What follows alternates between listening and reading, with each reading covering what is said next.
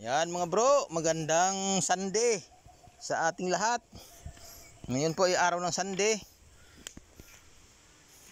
Sa Tagalog ay Linggo. Yan. Sunday at Linggo mga bro ay parehas lang yun ha. Baka mamaya makalimutan ninyo. Ako mga kabro ay magtatanim ngayon ng balinghoy. Habang medyo maulan-ulan pa. So tayo naman na isinipag, sisipagan pa natin magtanim ng balinghoy. So yan mga kabro, tingnan ninyo kung paano ako magtanim ng balinghoy. Dahil lang tanim ko mga kabro, madami doon. Ay ang umano doon ni isang puno lang, ang sumibol. Kasabayan dito. Yun nandoon naman humaba ay nangatumba. Tinumba ng bagyo. So ngayon, pagka magtanim tayo ng balinghoy, isang dangkal ang haba, putol-putol. Ay talaga natutumba ng hangin yon. So ngayon mga kabro, para hindi matumba ng hangin, ito panoorin nyo kung paano magtanim ng balinghoy na hindi itutumba ng hangin. Kailangan sipagan natin. Pag marunong ka magtanim, masipag ka magtanim, sigurado na naman mayroon naman tayong aanihin. Hindi ka mga bro, yun ang buhay natin, mga mahihirap. Ikaw na nga kabro ha. Ayusin ko lang pagtayo yung aking cellphone kay alam mo naman tayo. Ika nga mahirap nga lang tayo. Wala tayong maayos na mapag-anuhan ng ating cellphone. Yan.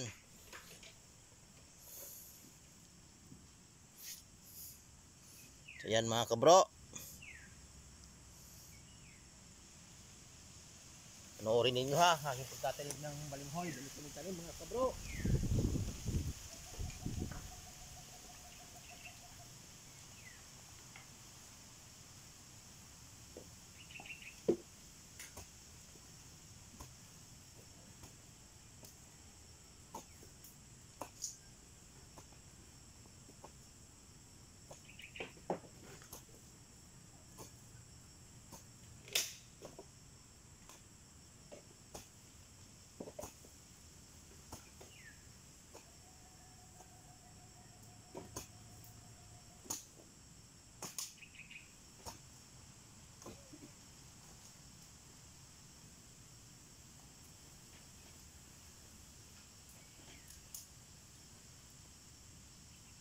Bumaba ka dyan doon. Baba. Ay, sa atin mo ba't nandyan ka?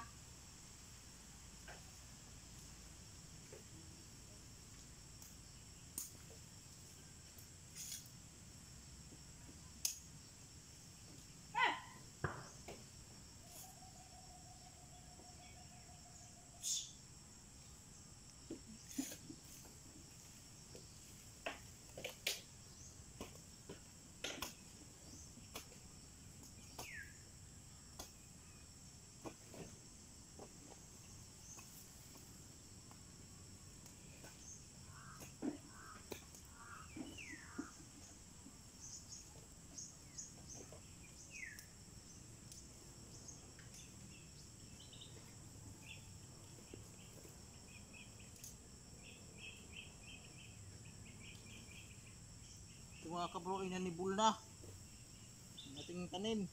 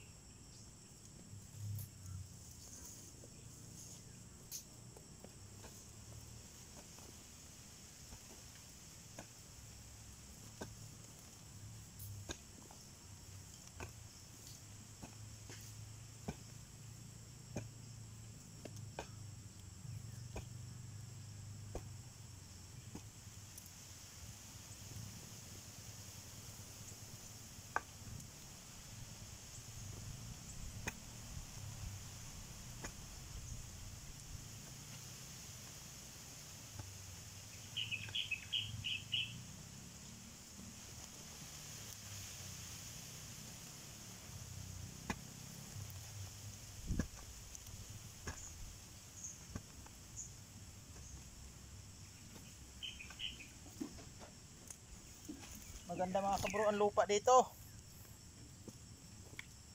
Malambot. Buhaghag.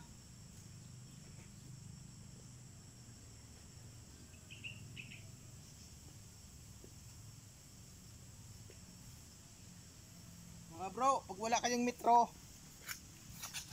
sukatin nyo na lang. Yan o. Tapos putol, ganyan.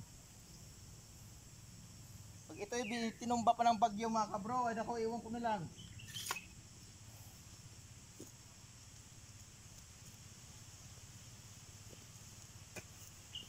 Ganyan, tanim.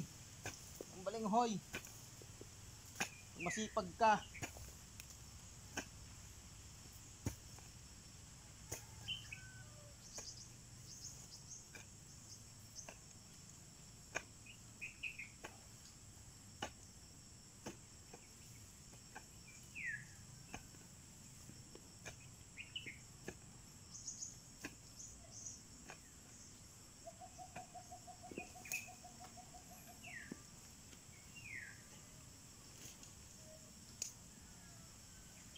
Uy, iwanan mo na ako. Ah, sige.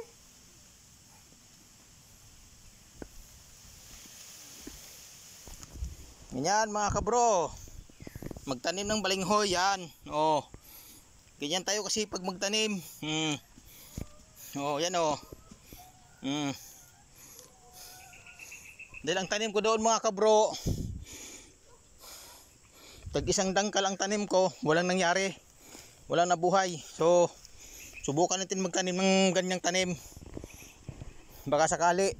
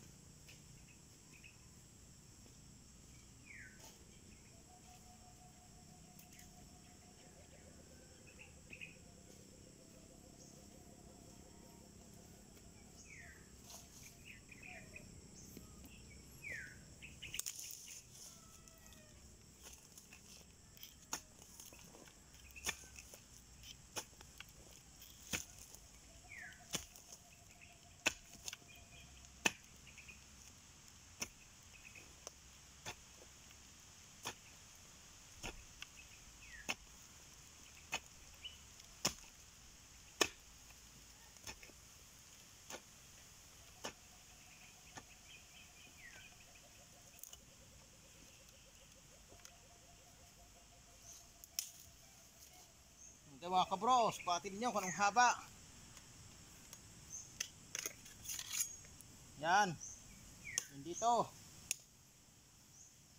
Oh, kung anong haba ng inyong butas, yan din ang haba ng inyong balinghoy na inyong puputulin.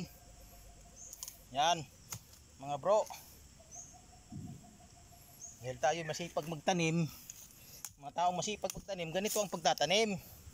Hindi yung pa isang dangkal.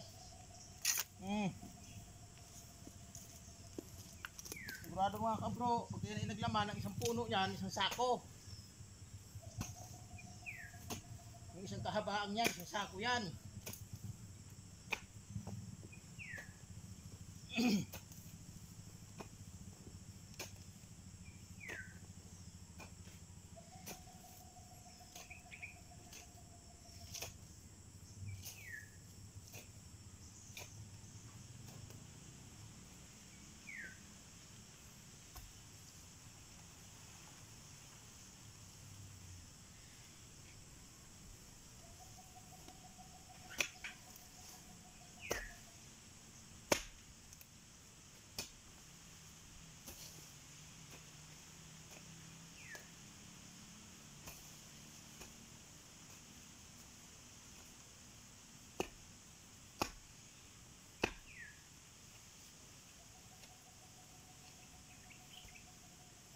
Yan mga kabro.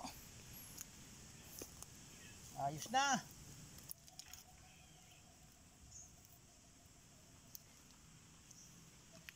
Yan. Oh. Yan yung mga kabro. Oh, di ba? Oh. Sila pag nagtatanim kahit sa tubo ay iba ang tanim nila. Eh ako naman iba din.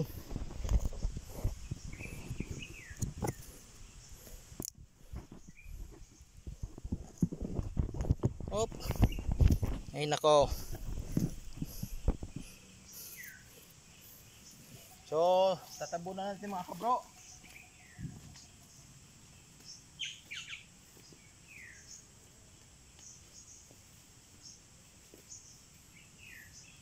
Kapag nagtabon kayo mga kabro, huwag nyong kamayin. Kailangan gamitan nyo ng pala. Ayan o. Oh. Yan. Kasi pagkakamayin ninyo, hindi naglalaman ng marami. At saka, ang laman ay kasi laki lang ng mga daliri. Kasi kinakamay ninyo. Eh pagkapala, tulad nito, malalaki o. Malaki ang hawakan ng pala. At malapad ang tagatabon. Kaya kailangan palahin, hindi kakamayin. Yan lang mga kabro o. Yan o. Oh.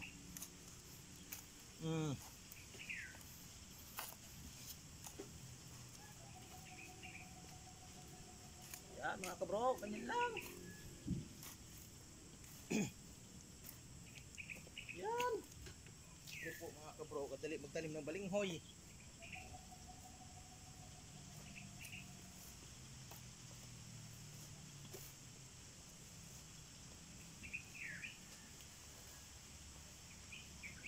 Oh.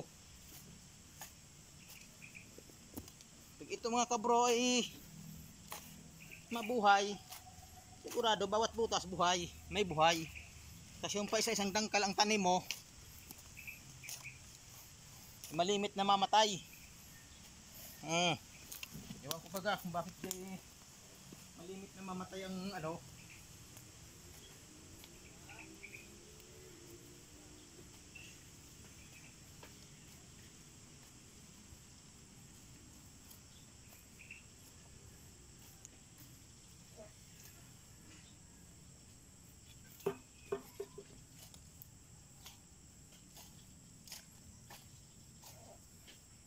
Yan mga bro.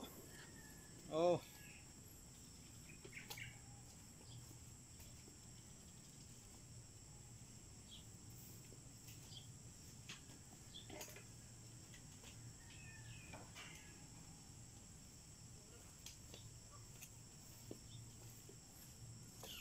Yan, ganyan mga kabro, magtanim ng balinghoy.